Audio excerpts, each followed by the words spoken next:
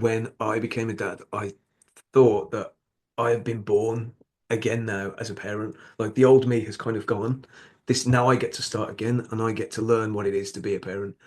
The admission that we're still learning, that we're not experts in this field, that we're always adapt, and being able to apologize for your mistakes, I think is a really big thing as a parent. Having grown up in an era when you never questioned authority or your parents, it's like, well, actually, we're all learning and we should be challenged because of that. What a lovely conversation this is turning into because I encourage, I think again, we were brought up. So I'm 42. So sort of my generation was Yeah. you didn't speak back to your elders, and it was disrespectful. You've got to find that balance, I suppose. But there's only one way they're going to learn how to challenge, and they're going to learn from us in the first instance. Mm-hmm. If we shut that down, it makes it very difficult for them to be the adults that we want them to be in the world. Yeah. So they've got to cut their teeth somewhere. And I think it's finding that balance. And I think you're right. I think being held accountable, as much as we don't like it sometimes, Mm. it's definitely something that I try and encourage, particularly my teenage and my elder sons. We talk about male role models all the time, and there's Mm. so much in the press right now.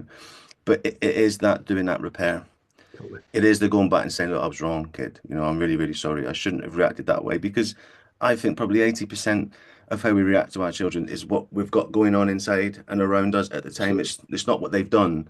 And when they're constantly punished for that, it makes it difficult for them to maybe come to you about certain things. So I think you're absolutely right. I think that is so important is I was out of line. I'm sorry. You're not grounded for 50 years, because that's not going to happen. What we would have done before is it would have just never been addressed and it would have just gone away. Yeah.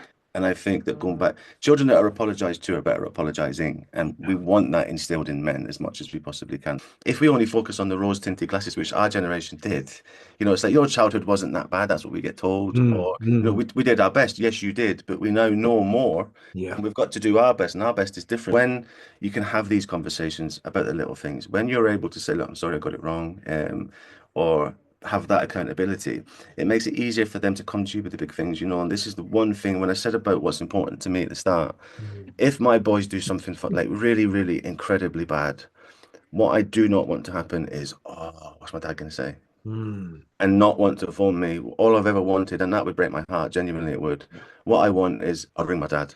If he Yeah. doesn't know what to do, we'll figure it out. That's what they shouldn't fear ringing me when they've made a mistake. And again, it's not criticism. This is just Wow. me looking at me. If they fear ringing me when they've made a mistake, I'm the one that's made the mistake. Totally. And that's how I see it. And again, that's just my opinion. That's reflecting on my parenting is Mm. they should be able to, for anything, to come to me and say, look, Dad, what do I do about this? How do I fix it? Rather than my dad's going to go mad.